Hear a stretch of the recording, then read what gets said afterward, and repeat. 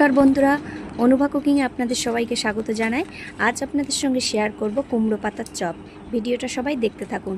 এর জন্য আমি কচি কচি কুমড়ো পাতা দেখে তুলে নিয়েছি। দেখুন, কুমড়ো পাতাগুলো ধুয়ে পরিষ্কার করে নিয়েছি।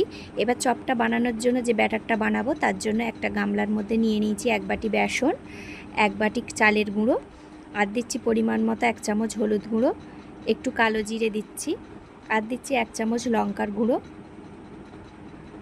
আর 1 চামচ মতো নুন।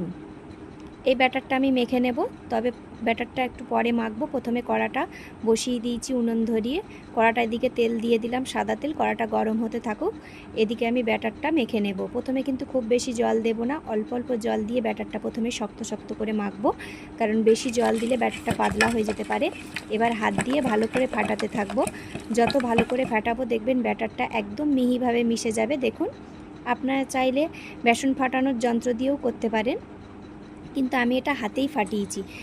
ফাটানোটা আপনারা দেখেই বুঝতে পেরেছেন, খুব পাতলা না আর খুব গাঢ় না, এইভাবেই ঠিক মাখাতে হবে। এবার আমি একটা একটা কুমড়ো পাতা এই বেসনের ব্যাটারের মধ্যে ডোবাবো আর তেলের মধ্যে দিয়ে দেব। এটা আপনারা যে কোনো নিরামিষের দিন বানাতে পারেন।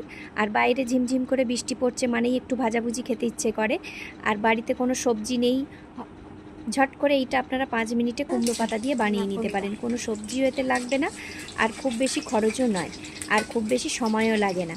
5 মিনিটেই এই জিনিসটা তৈরি হয়ে যাবে। এবার আমি এক পাশ উল্টে দিলাম আস্তে আস্তে। দেখুন, খুন্তির সাহায্যে এক পিঠ হয়ে গেলে আর এক পিঠ উল্টে দিচ্ছি।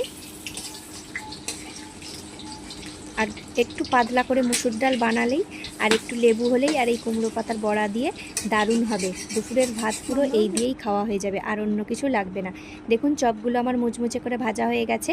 এবার আমি চপগুলো তুলে নিচ্ছি আর গরম গরম ভাতের সঙ্গে পরিবেশন করছি।